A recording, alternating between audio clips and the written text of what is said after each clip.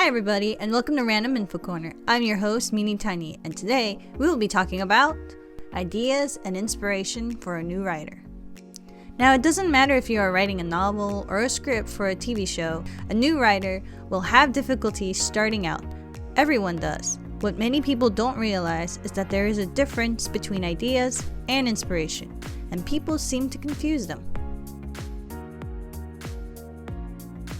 According to Google, an idea is a thought that you formulate in your head, while inspiration is an influence that gives you a creative idea.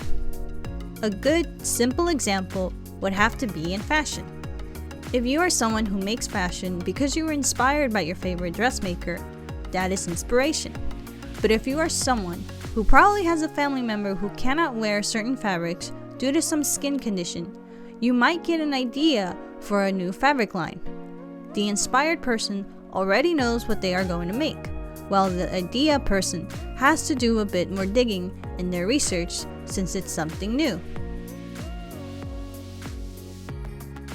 Everyone gets ideas differently, including the many teachers in masterclass. Some tell you that they honestly don't know how they get their ideas. Others use their surroundings as their inspiration. What I noticed from taking their classes is that you can use your surroundings, but also your memory, some history, something you may have read or watched, or even look at things you are interested in. What you also have to remember is that the things before you were once an idea. For this example, I have the telephone becoming a cell phone. Something that would only be available in our homes suddenly is in our pockets.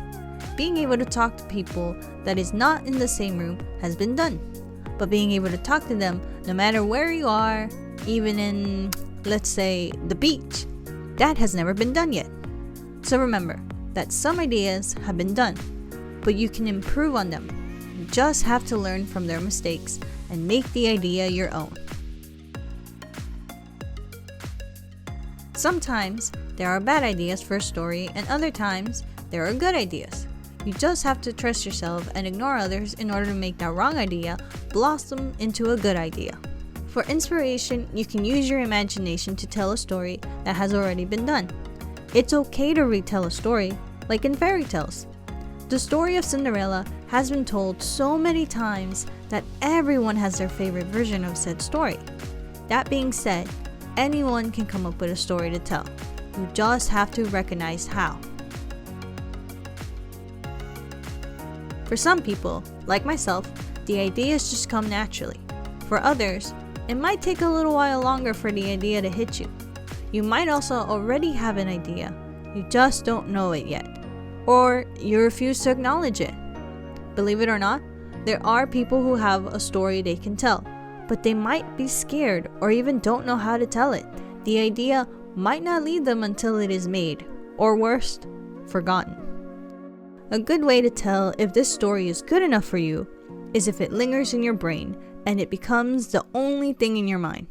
Like a catchy song that won't leave your side. You can always tell people about this story you want to make.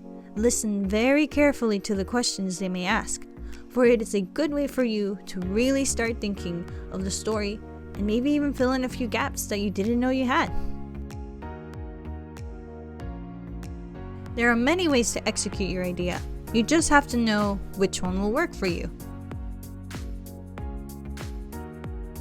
If you have already tried all of these methods and you still don't have an idea or don't know which one to choose, then I have one last solution. Focus on one thing that you want to write about. Choose a genre, a person, maybe even a topic. This will limit what you are looking for and what you truly want to write about. Because if you write something half-hearted, then people are going to put your book down and walk away. If you have an idea but you don't know the entire story, it's okay. This gives you the freedom to play with your idea, to find out what really happens in your story. There is a book I would like you to try and read if you are a new writer.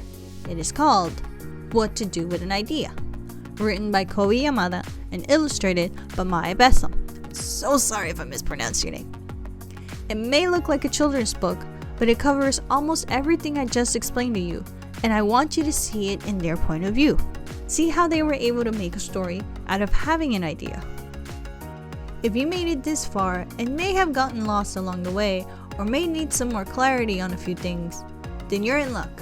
I have taken the liberty of finding at least 4 other videos on this similar topic and put them in the description box below for you to watch on your spare time. I also suggest trying out Masterclass. This is where today's information came from. They also have teachers like R.L. Stine, Neil Gaiman, and even Shonda Rhimes, to name a few. So don't forget to share this knowledge with other people who might be interested. And remember, I got your back. This has been your host, Mealy Tiny, wishing you a creative day.